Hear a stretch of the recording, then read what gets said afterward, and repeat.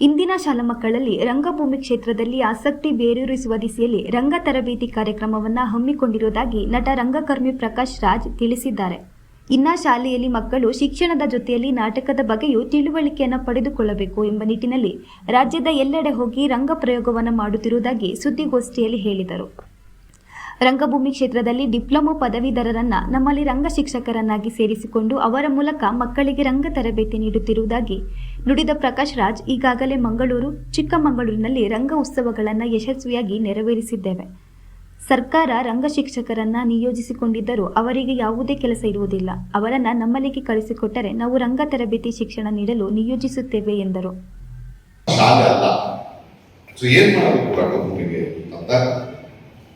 ನನ್ನ ಯೋಚನೆಯಲ್ಲಿ ಮತ್ತು ನಮ್ಮ ಆತ್ಮೀಯರ ಯೋಚನೆಗಳಲ್ಲಿ ಈ ತರದ ಬೇರೆ ಬೇರೆ ರಂಗ ತರಬೇತಿ ಶಿಬಿರಗಳಿಂದ ಡಿಪ್ಲೊಮಾ ಮಾಡಿಕೊಂಡಂತಹ ಯುವಕರು ಏನ್ ಮಾಡ್ತಾ ಇದ್ದಾರೆ, ಬೇರೆ ಬೇರೆ ಡಿಸ್ಟ್ರಿಕ್ಟ್ ಕೆಲಸ ಮಾಡ್ತಾರೆ, ಅವರು ಅದನ್ನು ಮುಂದುವರಿಸ್ತಿದ್ದಾರೆ. ಅವರ ಮೂಲಕ ನಾವು ರಂಗಭೂಮಿ ಮಾಡಬೇಕು ಅಂತ ಹೇಳ್ತಾರೆ.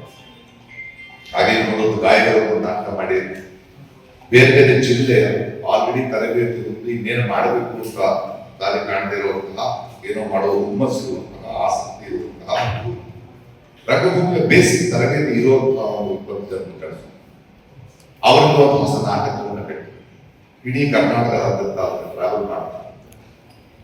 ಬರೀ ಪಬ್ಲಿಕ್ ಶೋಗಳಲ್ಲದೆ ಅಲ್ಲಿಯ ಕಾಲೇಜು ಯೂನಿವರ್ಸಿಟಿಗಳಲ್ಲಿ ಕಾವ್ಯರಂಗ ಅಂತ ಮಾಡಿ ಅಲ್ಲಿ ಒಂದಷ್ಟು ಸಂವಾದಗಳನ್ನು ಮಾಡ್ತಾ ಬೆಳೆಸೋ ಪ್ರಯತ್ನ. 150 ಜನ ಮಕ್ಕಳು 5 ಜಿಲ್ಲೆಗಳಿಂದ ಮೈಸೂರಿಗೆ ಬರ್ತಾ ಇದ್ದಾರೆ. ನಾನು ಮೊನ್ನೆ ಹೋಗಿದ್ದೆ, ಅವರ ಉತ್ಸಾಹ. ಆದ್ರೆ ನಾವು ದೊಡ್ಡವರು ಮಕ್ಕಳಿಗೆ ನಾಟಕ ಮಾಡೋದ್ರೆ 6 ತಿಂಗಳಲ್ಲಿ ಆ ಮಕ್ಕಳಿಂದ ನಾಟಕ ಮಾಡ್ತೀವಿ. ಕಲಿಯೋ ಮನೆಯಲ್ಲಿ ಇರ್ಬೋದು, ಹಾವೇರಿಯಿಂದ ಇರ್ಬೋದು, ಬ್ರಹ್ಮಾವರದಿಂದ, ಹುಷಾರಿಂದ, ಹೊನ್ನಾವರದಿಂದ. ಸೊ ಇಷ್ಟು ನಾಳೆ ಆಗೋ ಒಂದು 150 ಮಕ್ಕಳು ಮೈಸೂರಿಗೆ ಬಂದು ಇಲ್ಲಿ ಆ ನಾಟಕವನ್ನು ಪ್ರದರ್ಶನ ಮಾಡಿ, ಅವರ ಕಲೆಯನ್ನು ಪ್ರದರ್ಶನ ಮಾಡಿ ಒಂದು ಕಲ್ಟಿನೇಷನ್ ಆಗ್ತಾ ಇದೆ.